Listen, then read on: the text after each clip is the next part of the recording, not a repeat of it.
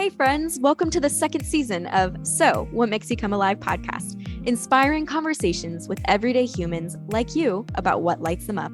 We're your hosts, Gabe the Girl and Mikaela McGee, and this season, we're continuing to explore what it would look like to take ownership of and change the narratives of our lives to live a life fully alive. Hey everybody, and welcome back to another episode of So, What Makes You Come Alive. I'm Mikaela. And I'm Gabe the Girl. And we are here with another fabulous guest this week. We're super excited. We were just chatting a little bit, and I'm just like on the edge of my seat, literally right now, in anticipation for this conversation that we get to have with somebody who's super amazing. Welcome, Sam. Today we have Samantha Border Shoemaker, and she is actually was referred to us, a friend of one of our previous interviewees. If you listen to our episode, the one in the kitchen with Rachel Laudo, and we're super excited to get to know Sam. We didn't do a lot of question asking before we got started with today's episode because we wanted this to be a discovery process with you guys. So Sam, I'd love it if you'd share a little bit about yourself for us to begin. Ladies, thank you so much for having me on the podcast. I'm so excited to be here. I'm Dr. Samantha Border Shoemaker. I am a specialist in conflict analysis and resolution. I actually focus on interpersonal communication and difficulties therein. My doctoral work was on actually talking politics with people you love. Wow. But further than that, I work on conflict within close relationships. And I've done a variety of public classes on anything from consuming the news to communicating with you and your horse and what that actually teaches you about interpersonal communication. Mm-hmm. So that's been a lot of fun. But on the flip side, I'm a lifelong author and poet. Oh my gosh. Wow. I feel like we just opened like I don't know, some sort of like treasure chest. And there's just like there's too much to like look at. Not too much, but just like so many beautiful things. I don't even know where to start. But it's amazing. Wow, okay. Amazing. So many facets of who Samantha is. So exciting. Sam, thanks so much for sharing that with us. It's great to have you here. And if you're watching online, you can kind of see our reactions to her sharing about it. Our eyes get bigger and bigger. Each page she turns on a bit of who Sam is. And we know that there's so much even more to her that we want to dig into. So Sam, we would love to hear a little bit about what makes you come alive and what lights you up.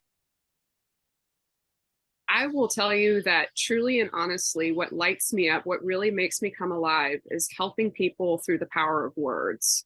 Mm-hmm. And I'll dig into it from the two sides I presented to you guys at the beginning, is that from a conflict perspective, I know all too well how difficult it can be to express the things you need to say because it's terrifying. And we don't, as a society, have a great framework that we're taught in terms of how to talk about those hard things, to have difficult conversations. So I'm really passionate about helping people and empowering people to find the words within themselves to be not only heard, but to communicate and collaborate in a way that creates better relationship out of conflict. So that's that piece. On the other piece, though, with my writing, there is a wonderful quote. I believe it's by Zora Neale Hurston, which is, it's either her or Maya Angelou. We need to look this up. But there's no greater burden than bearing an untold story inside of you. And the power of writing is immensely therapeutic, but it's also a shared journey. And particularly with my newest work, Waiting for Scotland, which is coming out in January, that book is all about parsing out the pieces that you don't want to talk about within yourself and really stepping into the fullness of who you are.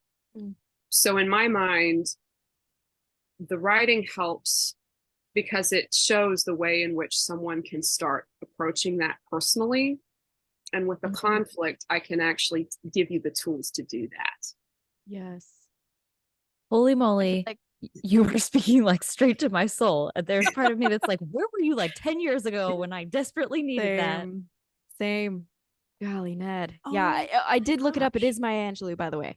Thank you so I much. looked it up while you were sharing a bit more. But man, how many mic drops have we had within the Mm, first like 5 minutes? right? Yeah. Might You. as well just wrap it up here. Just kidding. Let's have everybody Actually, take a we'll be break interviewing and Samantha for think. the rest of season 2. Awesome. I think I need to take a But pause to honestly, like this is chew incredibly on inspiring. everything. And I know that like all so much of what you just said Mhm. deeply resonates with me because it's been so much part of my own journey and like discovering the power of writing and Mhm. figuring out how to communicate those things that really do terrify me, especially coming from like being a people pleaser. It's just like, well, I never ever want there to be conflict at all. Yeah. Mhm. Yeah. I'm Mhm. not Mhm. alone. Good. Why can't Good. we So, be right? friends? Please, come on, everybody. Let's just live in peace and harmony. But Mhm. it is fascinating to me hearing you talk about these things. Like, I know you said that you're an author. How are you, like, how do you work with people to empower them in this way? Do you do coaching? Are you teaching? I'm just curious about like Mhm. tangibly what that looks like as you empower people. Mhm. So it certainly comes through a lot of these public classes that I teach as I'm able. Um, but I'm a mentor. I'll be honest, it brings me joy to mentor people, and I don't do it for money. I just love to be present in people's lives, and that really stems from my life. And so many times growing up, I wish I had had somebody to walk alongside me. And I remember many times thinking, if I am ever in a position to help, I will not leave someone alone. And so I use my living. So it's not just something that I'm compensated for, but something that I actually do from the wellspring of me. I Mhm. want to be a part of people's lives. I want to be alongside them. I'm the person who will sit with you in your grief.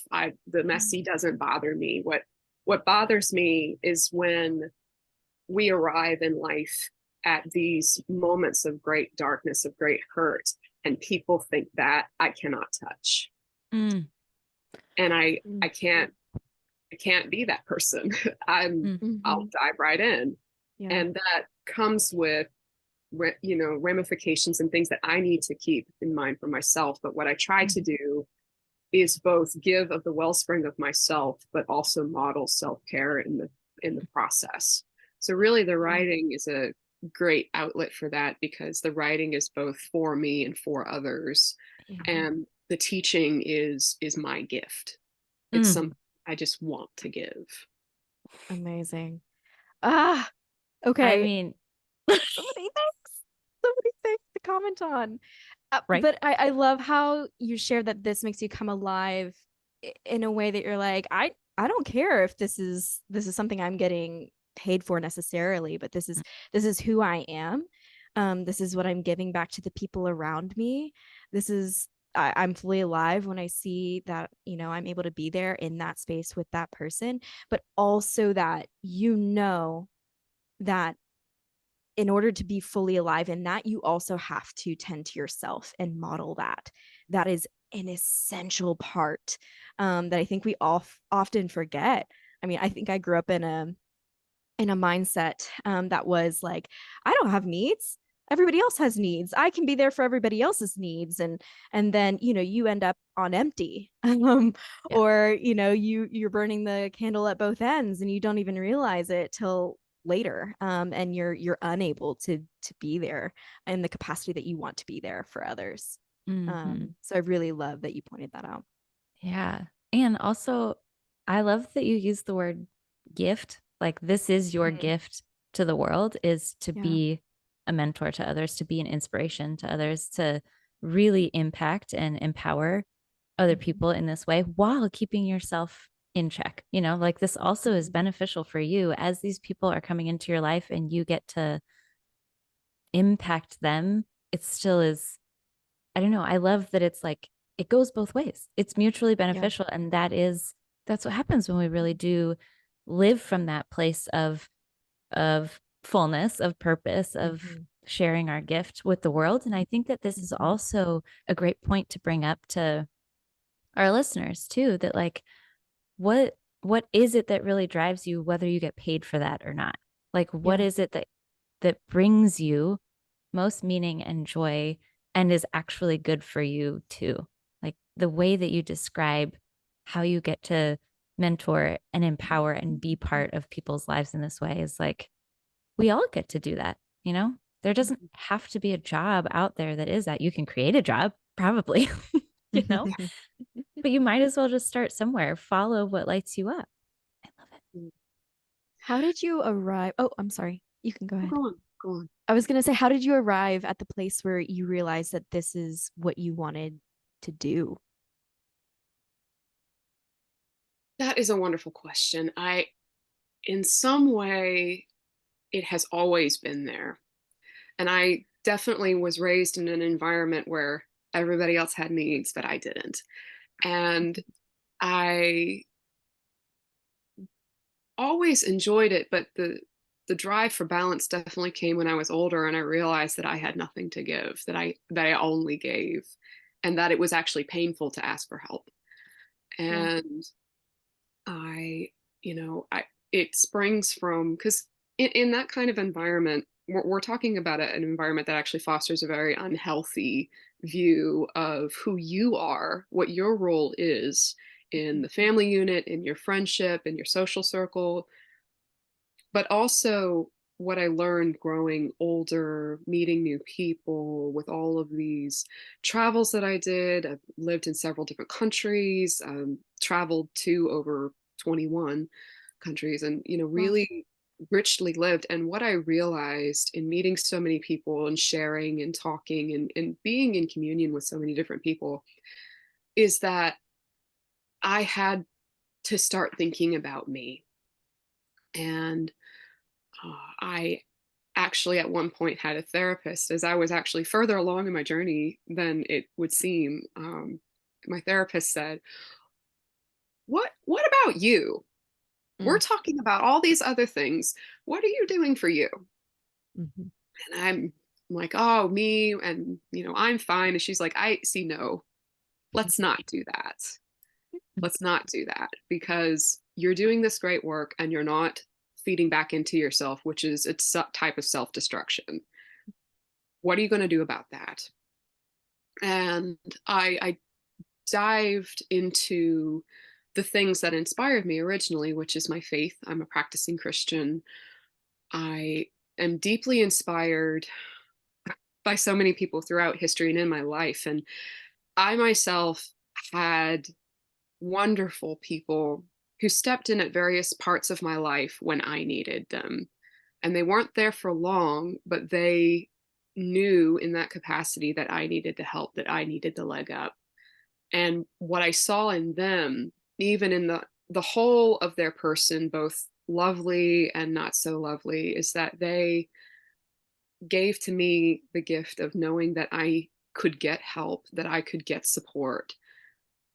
And as I got older and I became a fuller person, was really discovering who I was, that I desperately wanted to give that gift to other people. That I couldn't just have it for me, that needed to be passed on. It was like this wonderful burden to start not only learning about what I can do for others, but what I can also do for myself, and then continue that gift, continue the line of that gift. Because when we are given the presence of a person, that is a kind of gift that I think people don't think of as a gift. They kind of view it as compulsory. Like, of course, why wouldn't you spend time with me? And it's like, no, presence is a wonderful thing for someone to impart to you. The gift of time, to be with you, to really invest in you as a person, and to realize both that they gave, but also that you're worth that. The other end of it, to realize that you are worth that.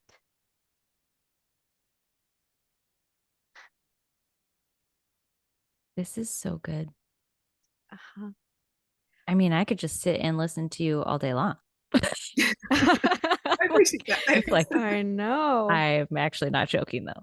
But Truly. everything, yeah.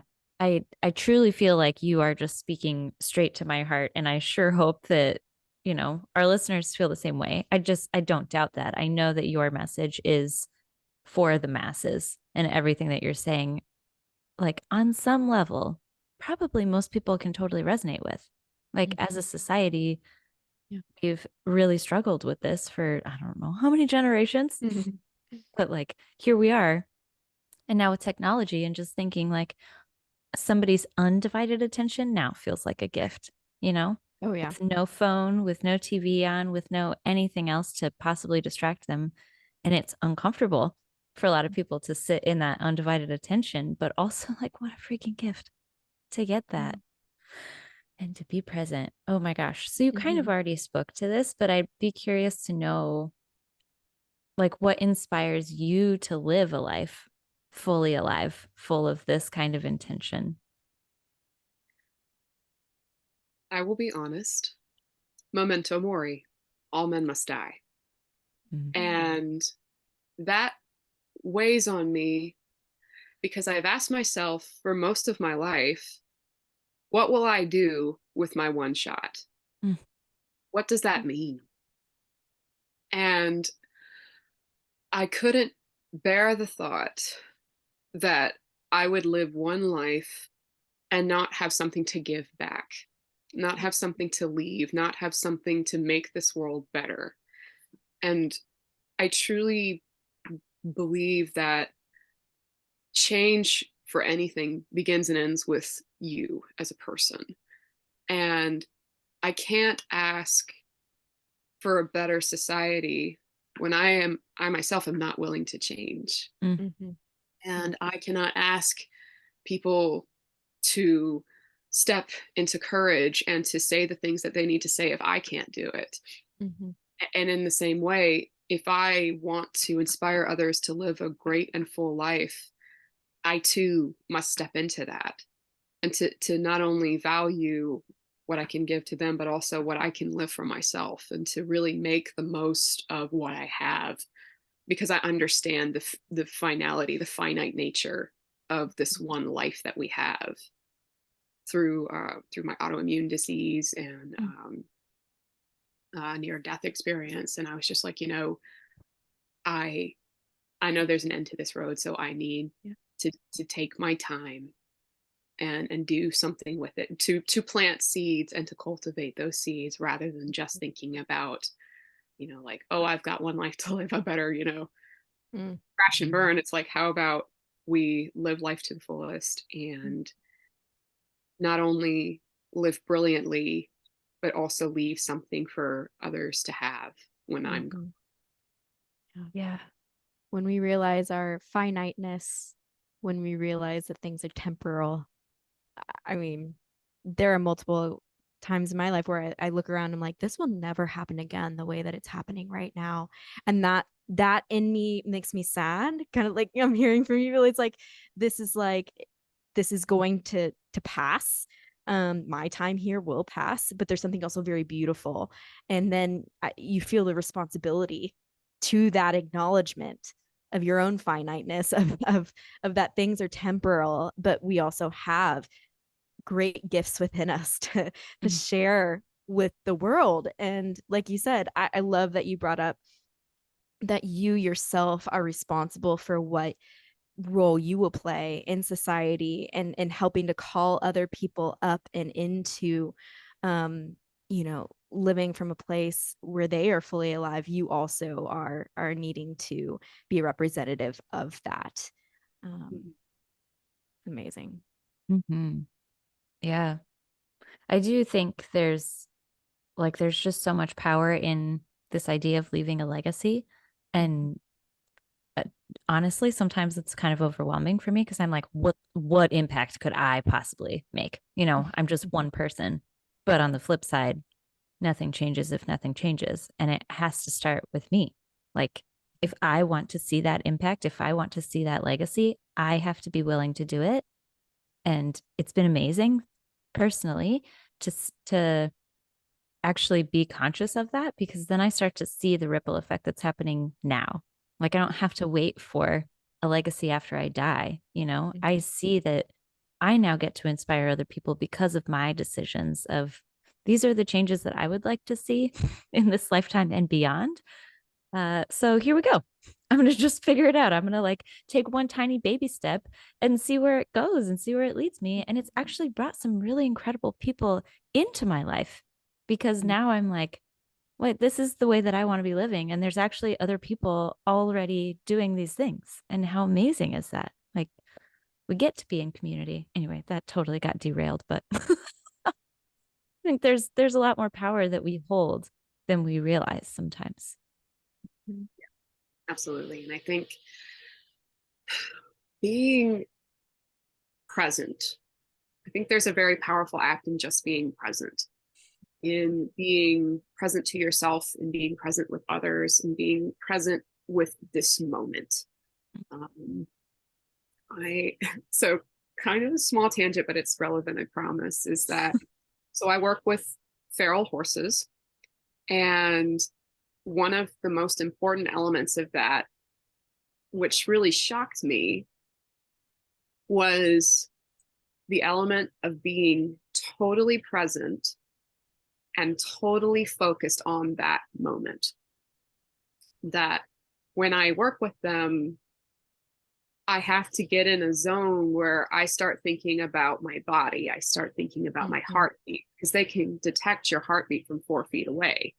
So they constantly know what you're thinking and what you're feeling because of the way that your heart is beating. And so when I enter into that mode, I have to be fully present, fully aware of the way that my body moves, the way that I'm thinking, the way that I even look at them. And it's funny because that kind of lit a light bulb that I hadn't in all my education and travel, not really connected the dots, that when I'm in this moment and I'm really feeling it, how much more do I have to offer in the way that I communicate when I'm really calmly thinking about the holistic me, not just what I'm wanting to communicate, but what am I actually saying? And it's a very raw and honest moment, because any sort of conflict comes up and it's immediately responded to. And so I have to, it has taught me to check myself when I'm talking to people and when I'm actually in a situation that is uncomfortable. It was a really practical way to learn how to check of like, hey, where am I at? Am I truly in this moment of I'm here to collaborate, or am I actually quite irritated and I need to back up? Where am I actually at in this? And what can I offer? And what do I need to tend in myself? Because I cannot possibly help somebody if I come to the scene anxious or angry or frustrated or upset even. That really is the first call back to being like, no, I need to back up. Like, let's address who's in the mirror right now. And then when I have that better, I can come back to this. Yeah. What a powerful exercise. Like, not like we all have horses around us, but if we could just imagine being in the presence of a gigantic animal that can feel our heartbeat from 4 feet away. Like that is an exercise that I am going to attempt to put into practice. But like really, really cool to actually check in with yourself and know that like you have to be honest, because that gigantic being right over there 4 feet away can feel whether you're being truthful or not. Yeah. And you can break the cycle when you are not in check. They will not let you touch them. They will not approach you. It will escalate the situation if you are not in that moment. Oh, I believe that. Crazy. I have goosebumps. Yeah. That makes me think of what you just described here, of like checking in with yourself. Makes me think of like taking full inventory. this is actually something that I did for the first time when I was walking across northern Spain on the Camino de Santiago. And I was getting to the end of my journey. And, you've been through mental, physical, emotional, spiritual, highs and lows and various things over the course of, a month of walking. And I was getting to the last mile or so. And I just decided that in that moment to like check in with myself and be like, okay, how are my feet feeling? How are like, I just went through and basically did a full like physical body scan, but then was like looking at my heart and my mind and anything I thought that I realized in that moment was surfacing. I was like, okay, we're gonna speak some truth over the things that have surfaced over the last month and the things that I'm thinking now and the things that I'm processing through now. And the power being present in that moment makes it so vivid to me. I remember how it smelled. I remember what I was seeing. I remember how my body felt. But then as you're talking as well as within conflict or within uncomfortable situations, interpersonally with other people or situations that may bring up past experiences in your life that you're now feeling in the present moment, to be able to recognize that, to say like, oh, my heart is kind of palpitating right now, and why is that, being able to like tie that to something is, I feel like it's another layer of like self-awareness intelligence of like doing the work to know like, okay, I might need to take a couple breaths here, or I may need to take a step back from this situation or this conversation right now. I feel like I'm kind of actually in this process of learning that in a new season of my life. I feel like I've been a relatively self-aware individual throughout my life, but as you start to pick apart your past and you start to pick apart like significant moments or challenges, you start to see more, you start to have more self-awareness later on as you're kind of digging those things up. I know that you talked a little bit about your own challenges, but I'd love to hear, what are some challenges that you have faced when um, pursuing giving your time and attention to all that you do right now? So I'm going to let you in on a secret. I used to Mm. be a really terrible communicator. I While I have always been passionate about helping, passionate about writing and expressing myself, I was actually absolutely crippled Mm. to express what I needed. And it led to some pretty dark places. I allowed people to take advantage of me. I was in a series of abusive relationships within and without my family. And it really was hard because I would know in those situations, this isn't right. But I didn't know how to ask for help. And it was this horrible moment of like clawing at myself and trying to reach for the words, reach for, what do I do? What do I do? I feel so alone and I don't know how to tell people. I don't know how to ask for help. I don't know if I can ask for help. Is this just me being dramatic? It was this all really vicious cycle of self gaslighting and really feeling trapped in this idea that I couldn't get help, that I couldn't get out of the cycle. And that is actually what drove me to start looking for what can I do to get out? Like, what does that look like? What does that mean? And on my way to actually getting to a therapist, I had friends who called out in me that problem, and it very lovingly surrounded me and said, this is not okay. This is not safe. This is not good. And you need to say stop. You need to learn that you can tell people no, that you can break relationships, that you can walk away. And that was life transforming. I cannot express what that meant to me for them. And even in their own capacity, their limited capacity, because none of them had like really studied this in depth. They were just like, we want to call out in you that you're worthy and that you're valuable.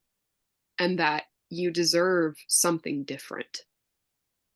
And I had been working in conflict scenarios. I had actually worked in a conflict zone, and I could do all these things for other people, but couldn't do it for myself.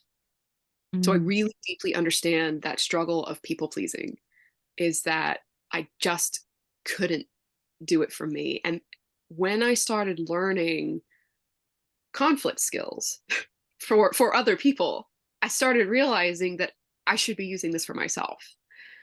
And I started practicing can't versus won't, right? Mm-hmm. Can't versus won't. Big difference. Or I am unable versus I choose not to. Mm-hmm. Mm-hmm. Um, that this is not for me. This is Mm-hmm. not acceptable. Mm-hmm. And to really release the things that held me down. Because what I realized was that if I started realizing the autonomy and the agency that actually live and exist inside of me, that there was something very powerful already growing there that I didn't know was there. Mm-hmm. And I think one of the biggest pieces of that, which people definitely don't want to talk about, is I got in touch with my anger. Mm.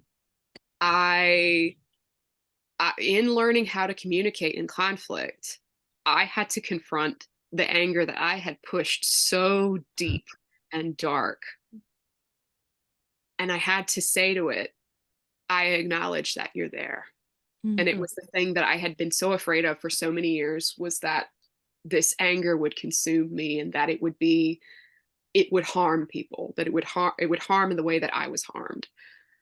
And when I confronted that, when I started being able to say, I am frustrated, I feel violated, I feel unheard, I started actually putting words to anger, because anger is it's actually such a weak word.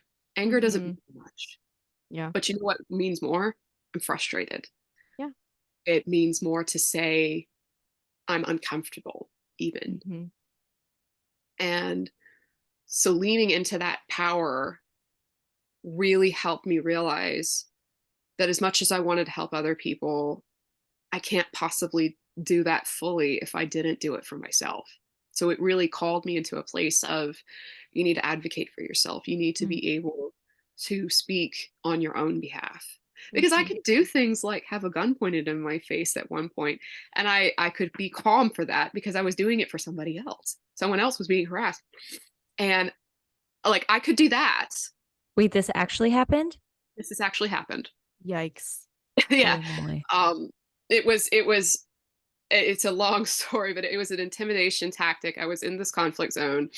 A soldier put the gun to my face, and I calmly looked at him and I was like, no, just no. Like this is intimidation. You don't mean to hurt. You're not going to hurt me. That's not your intention. You're trying to intimidate me.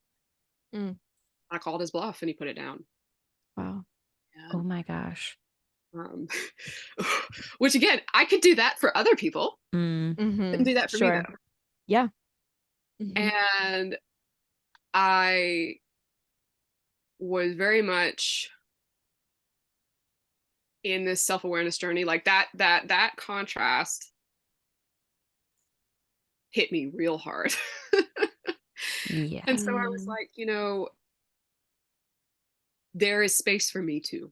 Mm. Mm-hmm. That I there needs to be a place that within myself that is safe, that is whole, that is warm, that I will take Mm. care of myself, that in Yes. the pursuit of helping others, that I want to also take care of me. Mm. Yeah. And that was my greatest struggle, Mm-hmm. was coming up and out of that, to realize that I deserved a life that was good, to live fully, actually. Yeah. So the purpose of your podcast really speaks to me, because I wanted to come out of that. Mm. I wanted to be in more authentic relationship with people. I wanted to be in a place that I felt more alive rather than doing all these things publicly, but privately feel like I was dying every day. Mm. And so that was my impetus, really. Mm. Thank you so much for sharing. Like from your heart, I can feel the vulnerability in this. And I feel like we probably have a lot of listeners who are very service oriented, very heart centered beings who desire to help other people and quite possibly neglect themselves in the process. And I know your story has truly inspired me in a lot Mhm. of ways. And I have no doubt that it's going to inspire millions of people, billions of people. It's going to inspire the entire planet. One way or another, that ripple will flow out there. But like, honestly, everything that you just said, well, probably over the course of this entire conversation, but like very specifically, that resonates deeply with me. This need to actually care for ourselves well. I call myself Mhm. a recovering people pleaser because of that. That's something that I'm constantly having to check in on. Yeah. Mhm. Yeah. But you said something, and now, of course, like the exact words are escaping me, but like in the pursuit of helping others, I want to help myself. And language is so freaking important. That desire that you have to actually, I want to help myself. It's not in the pursuit of helping others, I have to help myself, because that's also true. But you're choosing to help yourself, knowing that that's actually going to allow for you to serve others even better. You get to be an inspiration based on your actions. People are watching everything that we're doing, whether we realize it or not. So when we choose to love ourselves well, to face our anger, to dig into whatever it is that we've been burying down, probably for our whole entire lives, people see that and they say, hey, if she can do it, why not me? Mhm. Oh, this is I so good. Oh, sorry. Go ahead. Oh, I was gonna say, I feel like that's a really great challenge. I mean, not only for you and I here in this conversation with Samantha, but also for our listeners. Maybe take some time to sit down with yourself and say, like, how can I be better, tending to that place inside of me that needs to be tended to. It's like the garden in you. Mm, Weeds are growing up. It needs some watering. It needs, some fertilizer. Like the garden of who you are inside needs care just as much as somebody else's garden does. Right. yeah. And so try that out for a couple of weeks, like Mm, make some small adjustments to like caring for yourself. And what does that look like, mentally, emotionally, physically, spiritually? Like make some adjustments, see how that changes how you go about your day-to-day life. I bet you'll be surprised. And mm-hmm. what you were saying also reminded me of something that I read not too long ago, but the author was talking about her life with their 5 kids, and they're some of them are grown, but some of them are still in those like middle school days where they've got a lot of activities throughout the day, and she's an author as well, and her husband is running his business, and she's like, he gets up every morning like an hour and a half before the whole house is awake, and he's sitting in the quiet, and he's reading, he's reflecting, he's praying, he's meditating. And she was like, honey, I just don't know how you're getting up, an hour and a half. Like, we go to bed late. Like, I'm exhausted. Aren't you tired? And he's like, I can't afford not to. Mm-hmm. He knows that tending to that sacred place inside of him is going to be the best foundation for him to operate and give and be there for his children and his wife, and to do all those things. She was like, man, she was like, I was convicted. She's like, and I was like convicted because I knew that I something in me needed an adjustment, something in me needed to be tended to. And so what you were just saying just reminded me of that. Something good to cling to in this season, I think. Yeah. And I do think that's a really great exercise, what you were talking about, Gabe. Like, we get to sit with these questions. This is a huge reason why we have amazing everyday people on this podcast, because, Truly. like, this is the way that you have experienced and perceived life, Samantha. Like, you've gained so much wisdom in your own experience, and that gets to be your value to share. And there might be somebody listening to this who needs to hear exactly what you have to share. And I mean, I know that I'm one of those people. Like, this was a huge check-in for me, but I love that this message now gets to be spread far and wide.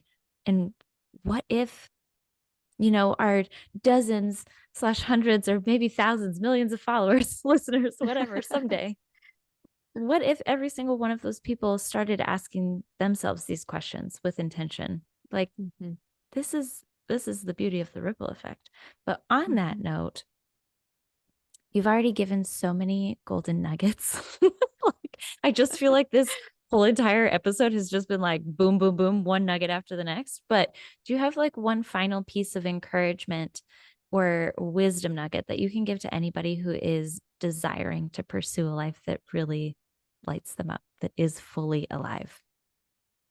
Yes. And thank you so much for having me first, but I'm going to give two.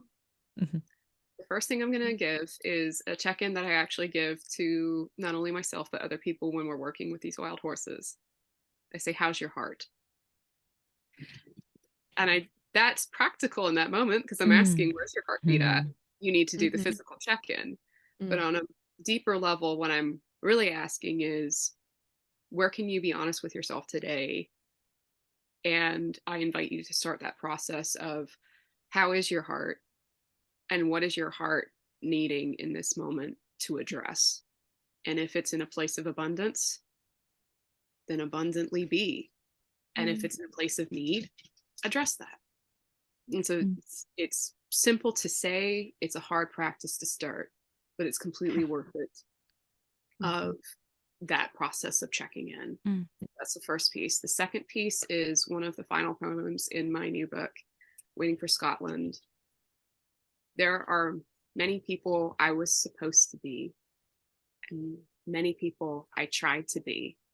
But in the end, the only one who's worked out is me. And I think people need to remember that, is that we have these ideas of who we were supposed to be, where we want to be, and who we attempt to be. But who you actually are, that's the one you need to invest in.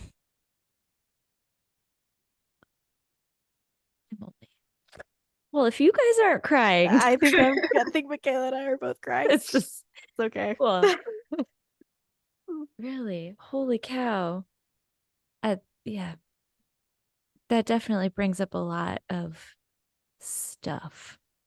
Good things and things to really be addressing. Thank you for sharing that. I'm gonna need you to go ahead and go buy that book. So I can read these poems every day.